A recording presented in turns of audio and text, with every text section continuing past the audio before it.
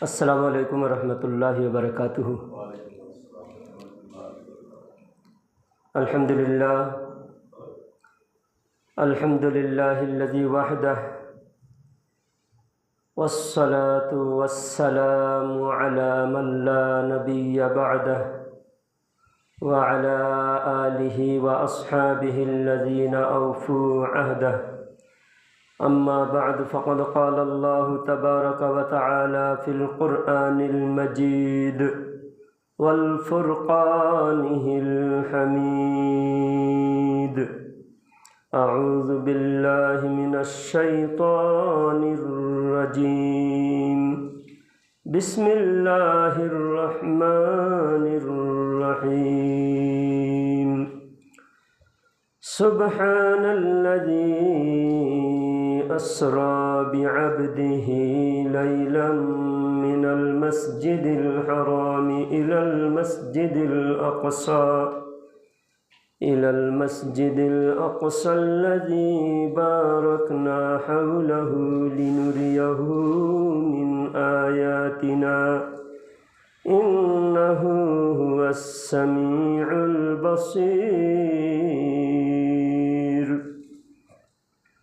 सदक़ल्लाहुल मौलानल अज़ीम व सदक़ना व बल्लगना रसूलुहुन नबियुल मुख्तारुल करीम व नहनु अला ज़ालिका मा क़ाल रब्बुना लमिनश शाहिदीन वश्शाकिरीन।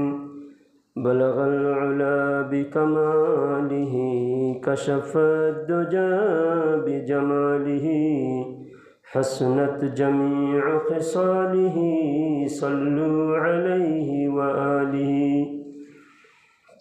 मोहतरम सामिईन हज़रात, अल्लाह तबारक व तआला का करम हुआ कि अल्लाह ताला ने हम सबको माह रजबुल मुरज्जब अता फ़रमाया।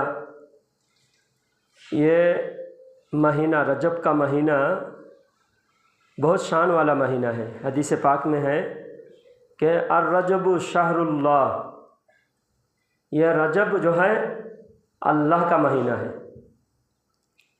इसका मतलब ये नहीं कि दूसरे महीना किसी और का है। अल्लाह ने हर महीना, दिन, टाइम अल्लाह ने बनाया है, लेकिन यहाँ इस बात का मतलब है कि इस महीने में अल्लाह ताला की इनाम, अल्लाह ताला की तरफ से बहुत सारी नेमतों से बंदों को नवाजा जाता है। चुनांचे हदीस पाक में है कि रजब का महीना शुरू होते ही अल्लाह के नबी सल्लल्लाहु अलैहि वसल्लम दुआ फरमाते थे, अल्लाहुम्मा बारिक ली फ़ी रजब व शाबान व बल्लिगना शहर रमज़ान। ऐ परवरदिगार, मुझे रजब और शाबान के महीना में बहुत ज़्यादा बरकतें अता फ़रमा और मुझे रमज़ान तक हयात अता फ़रमा। हमारे आका सल्लल्लाहु अलैहि वसल्लम रजब के महीने से ही रमज़ान की तैयारी करते थे। रमज़ान की तैयारी का मतलब ये नहीं कि रमज़ान के लिए लोग तैयारी का मतलब समझते हैं बस रमज़ान की तैयारी करो, अच्छे अच्छे इफ्तारी, खजूर और तरह तरह की खाने पीने की चीज़ें घर में जमा करना शुरू करो। लोग यही समझते हैं रमज़ान की तैयारी। हालांकि रमज़ान की असल तैयारी है कि अभी से इबादत की आदत डालो। नमाज में उठने होता नहीं, उठने की आदत नहीं, तो उठने की आदत डालो। आज से इरादा करो कि मैं फ़जर की नमाज़ पाबंदी से पढ़ूँगा, हर नमाज पाबंदी से पढ़ूँगा। तो इरादा तो हर इंसान का होता है कि रमज़ान महीना इबादत में गुजारेंगे, लेकिन आदत से मजबूर हो जाता है। जिसकी आदत ख़राब होती है, आदत ख़राब होने की वजह से रमज़ान में भी वो गुनाह के काम मजबूरी में करते हैं, हो जाता है। इसलिए पहले से आदत चेंज करो। आपके अंदर कोई किसी किस्म की आदत है, बहुत सारे लोग नशा की वजह से मजबूर है, तो अभी से छोड़ दे कि इस रमज़ान मुझे पूरी तरह तकवा तहारत में गुजारना है, अल्लाह को राज़ी करने के लिए गुजारना है। बहुत सारे लोगों को झूठ बोलने की, फजूल बात करने की आदत है, बुरी निगाह करने की आदत है, लोगों को सताने की आदत है। अभी इससे चेंज करो कि रजब का महीना अभी ख़त्म होने जा रहा है और 1 महीना बराबर रमज़ान के लिए बचा हुआ है। इस 1 महीने में मैं पूरी आदत एकदम चेंज कर दूंगा ताकि रमज़ान में मुझे पूरी तरह इबादत का माहौल मिले और मेरे इबादत के लिए मेरा दिल भी कबूल करे और मैं पूरी तरह इबादत के माहौल में रमज़ान गुजार सकूं। कोई भी इबादत ना छूटे, कोई भी गुनाह का काम मुझसे न हो। ये है रमज़ान की तैयारी।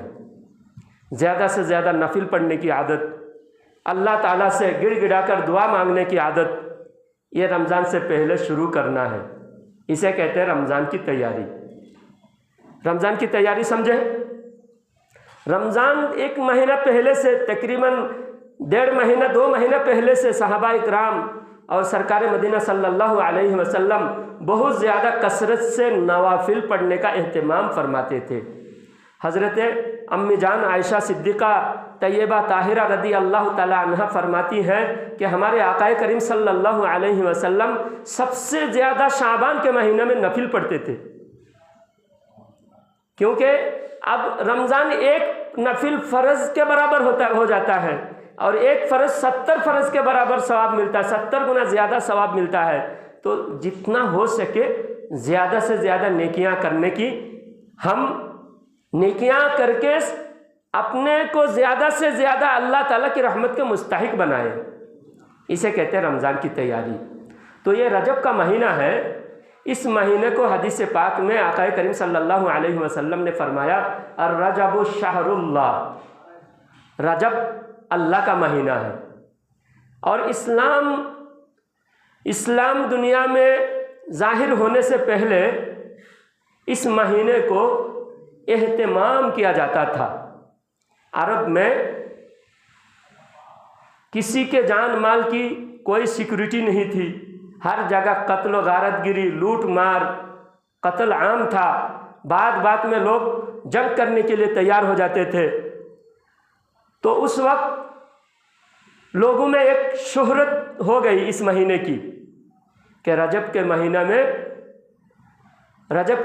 में जंग नहीं करना है, रजब के महीने की ताज़ीम करना है। 4 महीना उन लोगों ने जंग बंदी कर दी, 4 महीना जंग नहीं करना है। उसमें एक रजब का महीना है और एक ज़िलक़ादा और एक ज़िलहिज्जा और एक मुहर्रम। रजब, ज़िलक़ादा, ज़िलहिज्जा, मुहर्रम, ये 4 महीने में ये लोग जंग नहीं करते थे।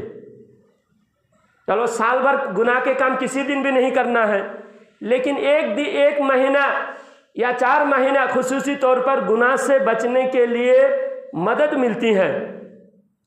अब इस्लाम ज़ाहिर होने से पहले से लोग इस महीने की कदर करते थे। जब इस्लाम आया तो इस्लाम बहुत सारे चीज़ों को कैंसिल कर दिया। जैसा काबे के सामने, काबे की चारों तरफ वो लोग नंगे होकर तवाफ़ करते थे, तो अल्लाह ने फरमाया तवाफ़ कपड़े पहन के करना, एहराम बांध के अच्छे पाक साफ सुथरा एक ही यूनिफॉर्म में, एक ही लिबास में सब तवाफ़ करना। और फिर कुर्बानी करके कुर्बानी का खून काबे की दीवार में उछालते थे। अल्लाह ने फरमाया तुम्हारा गोश्त, तुम्हारा खून अल्लाह को नहीं पहुँचता, तुम जो उछाल रहे हो ये ज़रूरत नहीं है, खून उछालो मत। अल्लाह ने कैंसिल कर दिया। बहुत सारी चीज़ें इस्लाम आने के बाद कैंसिल हो गया। लेकिन ये 4 महीना जो कुफ़ारे मक्का ताज़ीम करते थे, इस 4 महीने में जंग नहीं करना उनका अकीदा था। अल्लाह ने कहा यह अच्छा अकीदा है, रखो। रजब के महीना तुम कदर कर रहे हो, ताज़ीम कर रहे हो, इस महीने को तुम ताज़ीम करो, ये मैं कैंसिल नहीं कर रहा। अल्लाह के रसूल सल्लल्लाहु अलैहि वसल्लम ने फरमाया ठीक है, रजब की तुम ताज़ीम कर रहे हो, कदर कर रहे हो, करो। क्योंकि एक बहाने से तो गुनाह से बच रहा है, किसी भी बहाने से गुनाह से बच रहा है। तो इससे ये एक बात ये साबित हो रहा है, किसी भी बहाने से अगर कोई नेकी कर रहा है तो उसे करने दो। क्या है? नेकी कर रहा है तो करने दो, रोको मत। अगर गुनाह से बच रहा है तो बचने दो। मैं आपका ध्यान किधर है ये मैं देखना चाहता था। मैंने जब कहीं गुनाह कर रहा है करने, तो आप जो है बहुत से लोग जो है ध्यान इधर नहीं है मेरी तरफ, मेरी तकरीर की तरफ आप ध्यान दो। तो एक बात ये हुई कि वो 4 महीना जंग नहीं करना, लूट मार नहीं करना, किसी को सताना नहीं, अल्लाह ने कुरान में नहीं बताया था, कुफ्फार मक्का ने अपनी तरफ से बना लिया था कि इस 4 महीने में हम जंग नहीं करना, किसी को सताना नहीं, तकलीफ नहीं देना। अल्लाह ने क्या कहा? इस महीने की तुम ताज़ीम कर रहे हो, करो, क्योंकि इस महीने से तो तुम कत्ल से बच रहे हो, गुनाह से बच रहे हो। तो हर चीज़ सबूत नहीं है तो फौरन हराम नहीं कहा जाएगा, देखा जाएगा उससे कौम को फ़ायदा हो रहा है या नुकसान हो रहा है। आज और एक बदबख्त मौलवी यहाँ कहता है कि नफिल पढ़ोगे तो हराम है, रजब के महीने में नफिल पढ़ना भी हराम है, शब मेराज के नफिल पढ़ना भी इनके लिए हराम है। माज़अल्लाह, अस्तगफिरुल्लाह, तौबा। नमाज पढ़ना कभी हराम होता है? नमाज का हराम वक्त है वक्त मकरूह, सूरज तुलू होने के वक्त और सूरज डूबने के वक्त, और जब सूरज सवा नेज़े पर हो, सर के ऊपर हो, जवाल हो, ये 3 टाइम नमाज पढ़ना मना है। ये 3 टाइम के अलावा बाकी किसी टाइम नमाज पढ़ना मना नहीं है, हराम नहीं है। असल में ये जाहिल मौलवी है, सिर्फ टोपी दाढ़ी रख लिया, हुलिया बना लिया, पगड़ी बांध लिया, लोग समझते ये मौलाना है। ये एक भी ऐसे बकवास करने वाला आलिम नहीं है, 1 नंबर के जाहिल है। तो इन जाहिलों के बयान सुनने से बचे। कह रहे शब मेराज की नमाज पढ़ना हराम है। माज़अल्लाह, अस्तगफिरुल्लाह। नमाज में अल्लाहु अकबर कह के जब नमाज पढ़ता है तो उसमें हराम करने वाली कौन सा काम है जो हराम होता है? बहुत सारी चीज़ें, समझो उर्स करने को ये लोग हराम कहते। क्यों हराम कहते हैं? कहते हैं वहाँ जाके बेपर्दगी होती है, ढोल ताशा होता है, ये सब हराम है। मैं भी मानता हूँ, ढोल बजाना, बेपर्दगी करना और जो जो गलत होता है, गलत काम उसमें मिक्स है। अल्लाह वालों की ज़ियारत करना हराम नहीं है, और अल्लाह वालों के ज़ियारत के बहाने से कुछ गलत उसके अंदर मिक्स होता है तो हराम होता है। लेकिन नमाज में तो कोई चीज़ मिक्स नहीं होता ना। नमाज में खड़े होने के बाद, अल्लाहु अकबर कहने के बाद कौन से गलत काम कर रहा है उसके अंदर, तो हराम होगा। असल में बात यह है कि इनके खून में हराम है, इनके ग़िज़ा हराम है, इनका खून हराम है, इनकी पैदाइश हराम है, इसलिए इनको नमाज में भी हराम दिखता है। तो मेरे भाई, नमाज ये मेराज का तोहफ़ा हमारे आका करीम सल्लल्लाहु अलैहि वसल्लम को अल्लाह ताला ने अता फरमाया है। शुरू में जो कुरान शरीफ की आयत मैंने तिलावत किया, उस आयत के अंदर अल्लाह ताला सरकार सल्लल्लाहु अलैहि वसल्लम की मेराज की शान बयान फरमाता है। अल्लाह फरमा रहा है, सुब्हानल्लज़ी अस्रा बिअब्दिही, पाक है वो ज़ात। कुरान के तर्जुमा पर आप गौर कीजिए, याद रखिए, कम से कम एक आयत का तर्जुमा आप याद रखिए। ये 15वां पारा की पहली आयत है। पाक है वो ज़ात। आप गौर से इस तर्जुमा को सुने, एक आयत का तर्जुमा आप सभी याद रखिए और ज़िंदगी भर याद रखिए। और कम से कम अपने इस इलाके में आप बोल सकते हैं कि एक मौलाना मस्जिद अल हबीब के इमाम साहब ने आपको एक आयत का तर्जुमा सिखाया है, याद रखिए। अल्लाह कुरान में फरमाता है, सूरह बनी इसराइल पहली आयत, 15वां पारा की पहली आयत, अल्लाह फरमाता है, सुब्हानल्लज़ी अस्रा बिअब्दिही लैलन मिनल मस्जिदिल हराम इलल मस्जिदिल अक़सल्लज़ी बारकना हौलहू लिनुरियहू मिन आयातिना इन्नहू हुवस समीउल बसीर। ये एक आयत हुई। आयत थोड़ी लंबी है, लेकिन आप उर्दू में तो याद कर सकते हैं, गौर से सुनेंगे, समझ सकते हैं। सिर्फ तर्जुमा बोलता हूँ, उसके बाद मैं एक एक लफ्ज़ का खुलासा करूँगा इंशाअल्लाह। पाक है वो ज़ात जिसने अपने खास बंदे को सैर कराया मस्जिद हराम से मस्जिद अक्सा तक, जहाँ पे बरकतें रखी हुई है। मस्जिद अक्सा के आसपास में बरकतें रखी हुई हैं ताकि अल्लाह ताला अपनी निशानियाँ दिखाए। बेशक अल्लाह ताला सुनने वाला और देखने वाला है। इन्नहु हुवस समीउल बसीर, बेशक वो सुनने वाला और देखने वाला है।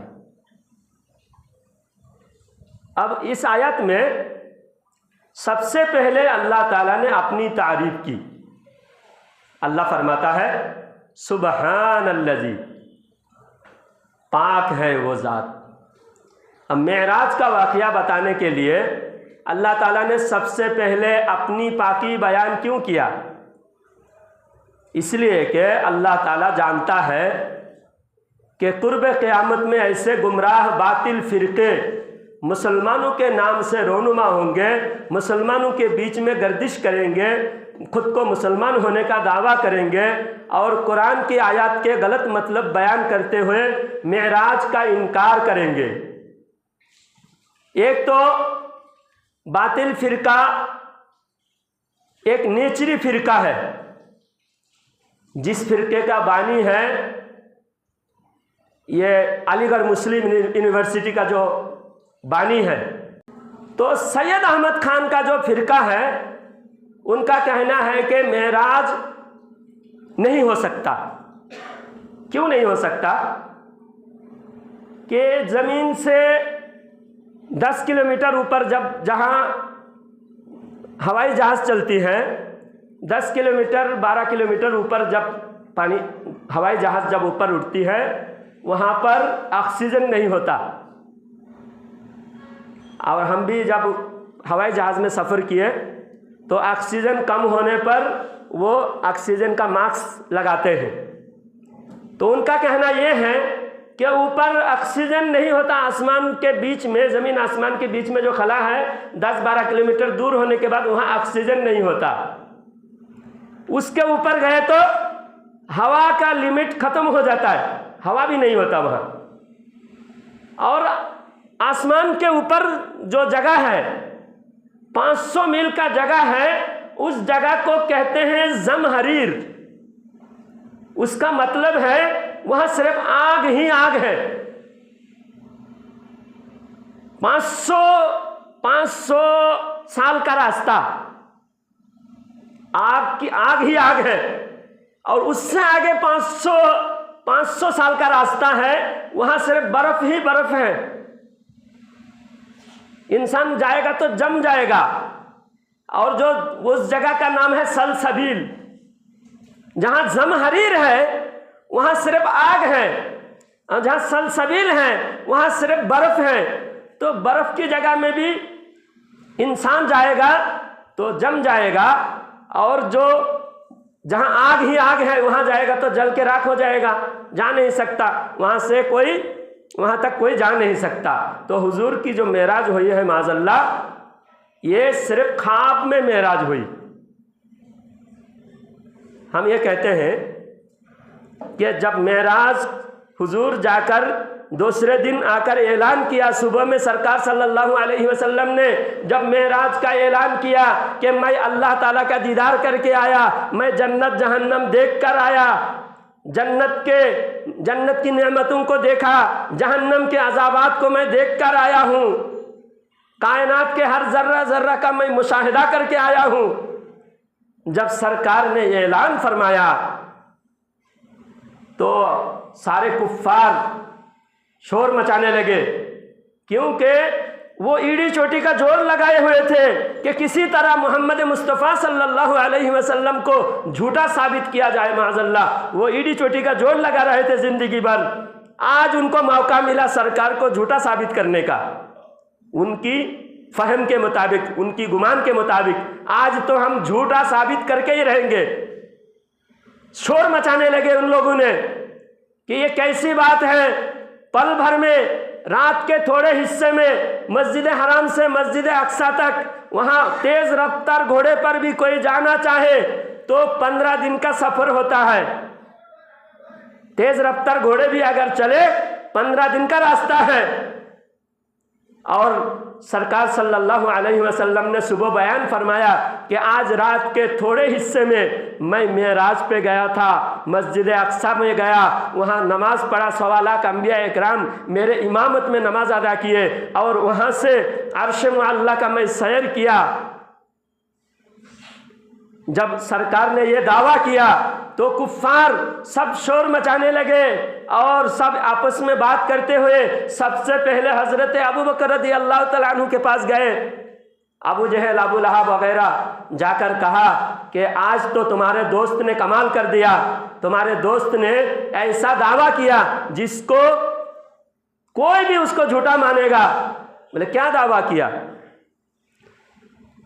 तो अबू जहल ने पूछा हजरत अबू बकर सिद्दीक रज़ी अल्लाह तआला अन्हु से, बताओ कोई बंदा मस्जिद अक्सा तक रात में जाके एक ही रात में वापस आ सकता है? तो हजरत अबू बकर रज़ी अल्लाह तआला अन्हु ने कहा कि नहीं आ सकता, कोई भी बंदा नहीं आ सकता।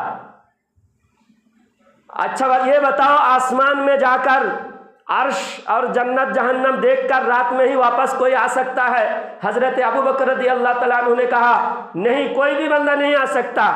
बोले देखो तुम्हारे दोस्त मोहम्मद सल्लल्लाहु अलैहि वसल्लम ने आज ये दावा किया है। तो हजरत अबू बकर रज़ी अल्लाह तआला अन्हु ने कहा बेशक कोई दूसरा कोई भी बंदा नहीं जा सकता, लेकिन मेरे आका मोहम्मद मुस्तफ़ा सल्लल्लाहु अलैहि वसल्लम अगर इससे भी दूर की कोई दावा करे फिर भी मैं उनको मुमकिन मानता हूँ। बेशक मोहम्मद सल्लल्लाहु अलैहि वसल्लम जा सकते हैं, सरकार की शान है, जा सकते हैं। सबसे पहले हजरत अबू बकर रज़ी अल्लाह तआला अन्हु ने मेराज का सबसे पहले अबू बकर रज़ी अल्लाह तआला अन्हु ने गवाही दी, तस्दीक किया। तो अल्लाह ताला ने कुरान पाक में हजरत अबू बकर रज़ी अल्लाह तआला अन्हु ने सिद्दीक का लक़ब अता फरमाया, अल्लज़ी जाअ बिस्सिद्क़ि व सद्दक़ बिही उलाइका हुमुल मुत्तक़ून। सबसे पहले अच्छा ये बताइए, कोई भी वाक़या बयान करने वाला काफिर ही क्यों ना हो, क्योंकि अबू जहल काफिर, पक्का काफिर, लेकिन वाक़या बयान किया। अबू बकर रज़ी अल्लाह तआला अन्हु तक बात किसने पहुंचाया? अबू जहल ने पहुंचाया।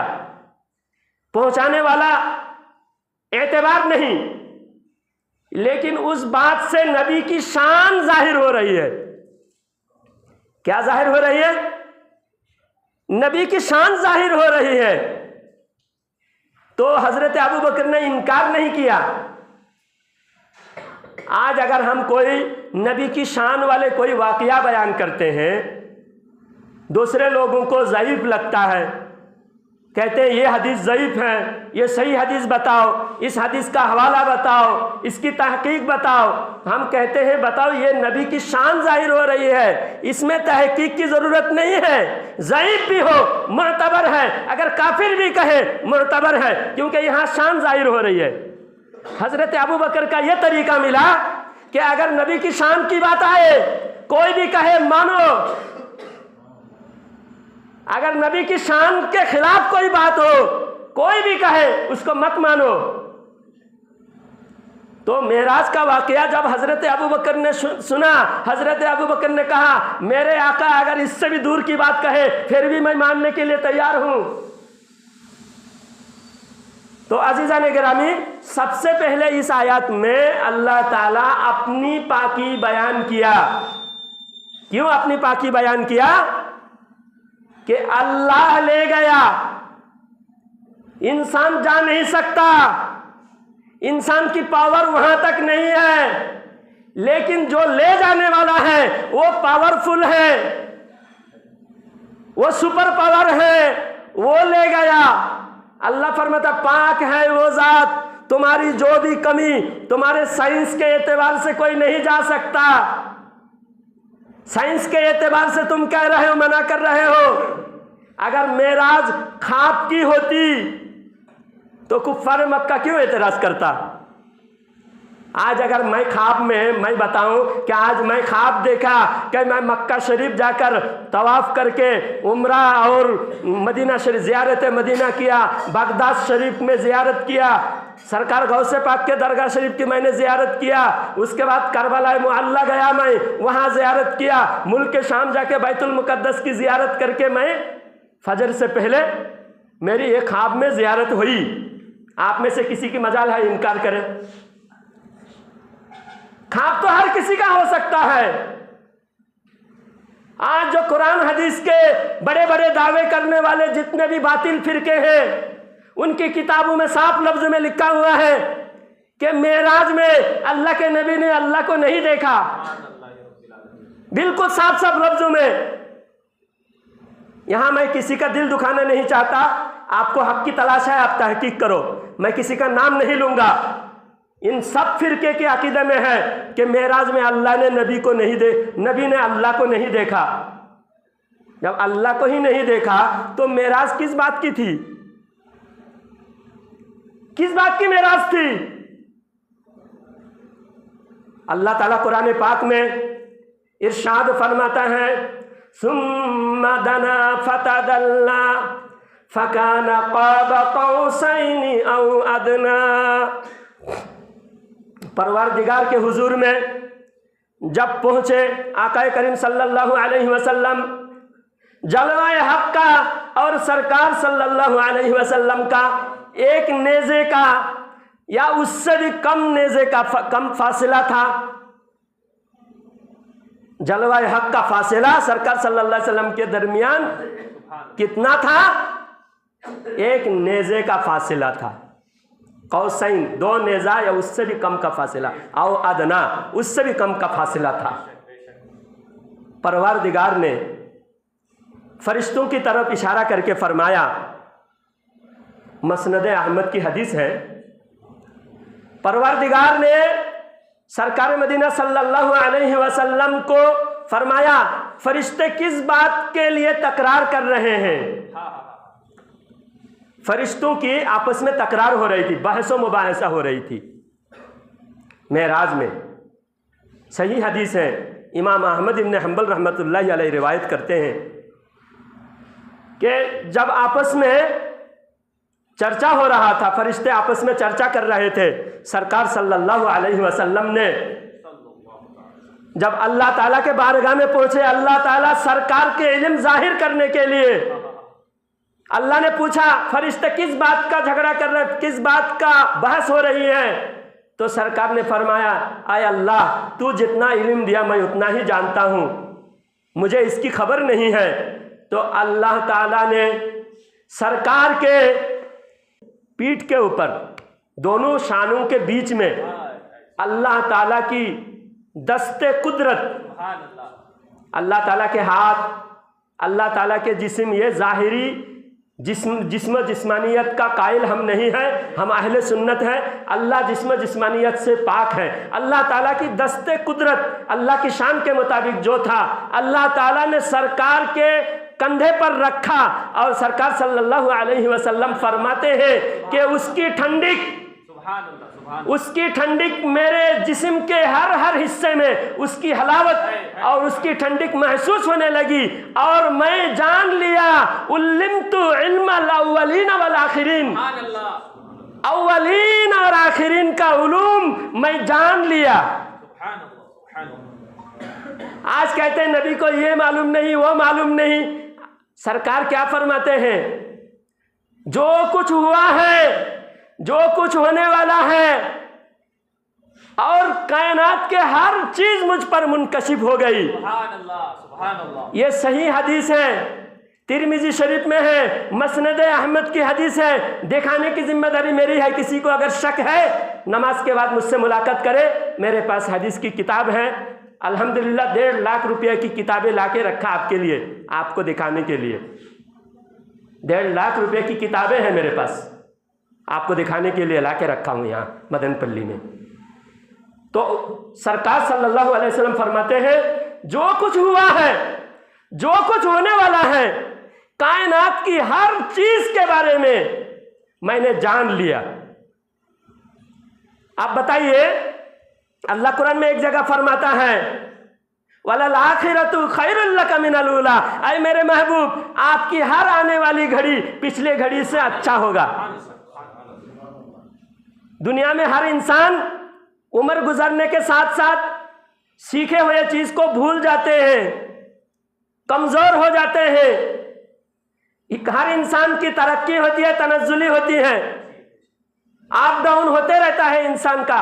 लेकिन सरकार के बारे में अल्लाह ऐलान फरमाता है, आपकी कभी तनज़्ज़ुली नहीं होगी, कभी कमी नहीं होगी आपकी शान में। आपकी शान मैंने बुलंद किया, आपकी शान हमेशा बढ़ता ही चला जाएगा। सरकार की शान कभी घटेगा नहीं, घटा नहीं, हमेशा बढ़ता गया, बढ़ता गया। मेराज हुई, मेराज की रात में अल्लाह ने जो इल्म दिया, वो इल्म कायनात में हर जर्रा जर्रा सरकार ने जान लिया। उसके बाद आइंदा सरकार ने जितने साल गुजारे दुनिया में, उतने साल में सरकार के इल्म बढ़ा या घटा? बढ़ता ही रहा। आज किस मुंह से मौलवी होकर, आलिम होकर कहता है नबी को ये बात मालूम नहीं था, नबी को वो बात मालूम नहीं था। उनकी सारी जिंदगी नबी के इल्म घटाने में लगता है। ऐ सुन्नियों, शान से रहो, अपने उलमा की शान देखो। हमारे उलमा हमेशा नबी के इल्म साबित करने में लगे रहते हैं। सारी जिंदगी हमारी कोशिश होती है हमारे आका की इल्म हम साबित करें, और हमारे दुश्मनों की कोशिश होती है, सारी जिंदगी उनकी कोशिश होती है सरकार को कम इल्म साबित किया जाए। अभी आपकी मर्जी, आप किसके साथ रहना चाहते हैं, किसके साथ शामिल होना चाहते हैं, किन की हिमायत में रहना चाहते हैं। इसलिए मेराज में शुरू में ही अल्लाह ताला ने अपनी तारीफ इसीलिए किया कि ले जाने वाला परवारदिगार बेनियाज है, परवारदिगार की ताकत में कमी नहीं है, परवारदिगार की शान में कमी नहीं है। वो शान वाले रब ने अपने शान वाले महबूब को मेराज कराया है, और वो मेराज में आपके लिए नमाज की तोहफा लेकर आया है। मेराज में परवारदिगार से मिलकर आया। उम्मत कह से सरकार परवारदिगार से मिलकर आए। अगर नमाज लेकर नहीं आते, कोई तोहफा लेकर नहीं आते, आज हम उम्मत मेराज की बरकत से हम ये कह सकते थे कि अल्लाह ताला हमारे लिए कोई तोहफा भी नहीं दिया। एक दोस्त जब दूसरे दोस्त से मिलने जाता है, दोस्त दोस्त को तोहफा देता है, तो अल्लाह का सबसे बड़े दोस्त अल्लाह से मिलने गए तो अल्लाह बगैर तोहफा देकर नहीं भेजा। अल्लाह ने जो तोहफा दिया है सारी उम्मत के लिए तोहफा दिया है, करोड़ों उम्मत को तोहफा दिया है। आज अगर कोई नमाज की नाकदरी कर रहे, नमाज में सुस्ती कर रहा है, नमाज से गफलत का इजहार कर रहा है, आका करीम सल्लल्लाहु अलैहि वसल्लम फरमाते हैं नमाज मेरी आंखों की ठंडक है, नमाज पढ़ने से मुझे खुशी होती है। और जन्नत में भी मोमिन नमाज के लिए बेचैन रहेगा, हालांकि नमाज फर्ज नहीं रहेगा, क्योंकि मोमिन की आदत बन चुकी होगी। नमाज के लिए जन्नत में भी तरसेगा तो अल्लाह ताला मोमिन को जन्नत में भी नमाज पढ़ने की इजाजत देगा।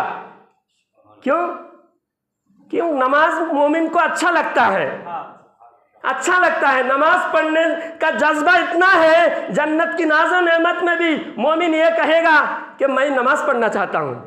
भाई नमाज अगर दुनिया में कोई नहीं पढ़ रहा है, नमाज में सुस्ती कर रहा है, क़यामत के दिन जब परवारदिगार का जलवा नजर आएगा, रब्बे जुल जलाल अपने जलवा दिखाएगा, तो परवारदिगार का जलवा के सामने सारी कायनात सिजदे में झुक जाएगी। सिजदा करने की सब कोशिश करेंगे, सब नमाज पढ़ेंगे।